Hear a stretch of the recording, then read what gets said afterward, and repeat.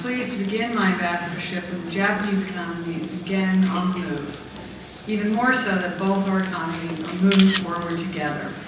And I'm proud that the Japanese delegation to the SelectUSA Summit was the second largest. The delegates made a significant commitment of time and resources, and I personally thank you all. SelectUSA is assisting state, regional, and local EDOs to attract investment by offering on-the-ground expertise and support for investment missions. We're also organizing visits to trade shows and more in-market SelectUSA events. What does this mean for the investors? Japanese investors will have more opportunities to meet representatives of U.S. state, regional, and local EDOs without leaving Japan. This is particularly important for small and medium enterprises. Welcome to Business in Japan Television. SelectUSA is a program launched in 2011 by the administration of U.S. President Barack Obama to promote foreign direct investment in the United States. Here to tell us a bit about the program is its Executive Director, Ambassador Vinay Thumanapalli. Ambassador, the U.S. has long been extremely successful in attracting foreign direct investment, inbound foreign direct investment. But in recent years, we've seen kind of a steady decline in the share of global FDI stock that the U.S. has been getting. Why is this happening? In 2012, the most recent data I have, we were the #1 recipient of foreign direct investment. What you may be referring to is the percentage drop. The share, but that's yes. The share. So that is because the pie is growing at a robust level over the last so many years. With globalization, investment dollars have never traveled across borders the way they travel today.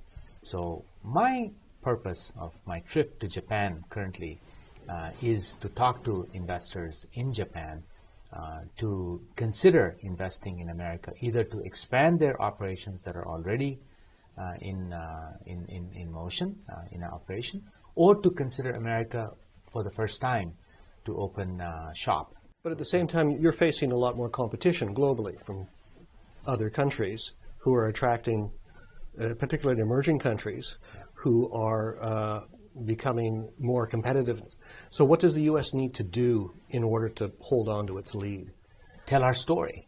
So one of the story I'm telling you is, and the investors, is that you should consider investing in America for these reasons. Here are the reasons. We're a country of laws. We have well-established business practices. Every single state in the United States has Uniform Commercial Code, which defines business rules. We have intellectual property protection. We've got abundance of workers. We've always been very competitive in the area of cost and availability of energy, but more recently, we found new sources of energy, particularly in the shale gas, natural gas area, that's not only bringing down the cost of energy, it's helping to clean up the environment. Now, the U.S. economy seems to be recovering, but there's a lingering problem of labor and wages. We've seen surveys that show that U.S. workers' wages in real terms are stagnating, if not declining. So is this program part of efforts by your administration to kind of address the jobs problem?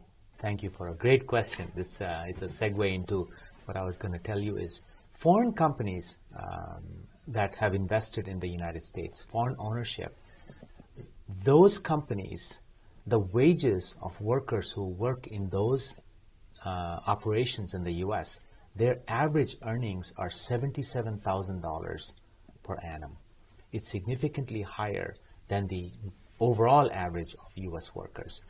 The factories and the businesses that are owned by foreign entities export 20% of all our exports. So foreign investment in the United States is tremendously good, beneficial to the U.S. economy, to the U.S. workers, across the board. Now, Japan, probably as you're very well aware, Japan has its fairly distinctive corporate culture of its own.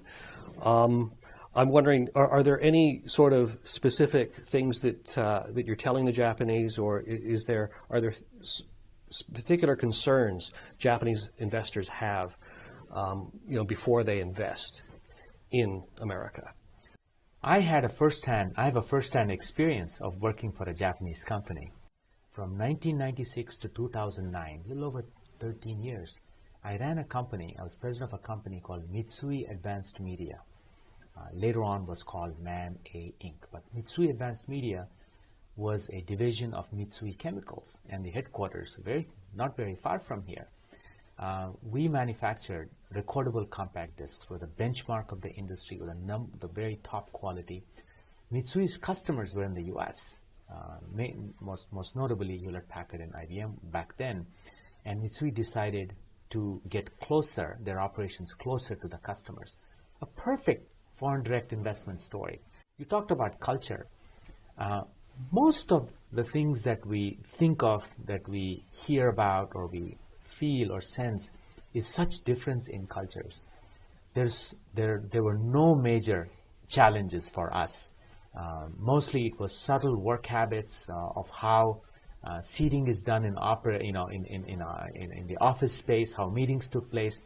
Really, we were very focused on the market, on the marketing piece, the sales, the operations, costs, very high, ethics-minded and employee benefits-minded parent company we had, Mitsui Chemicals. Oh, thank you very much. You're welcome. It's my pleasure. Thank you for watching Business in Japan TV.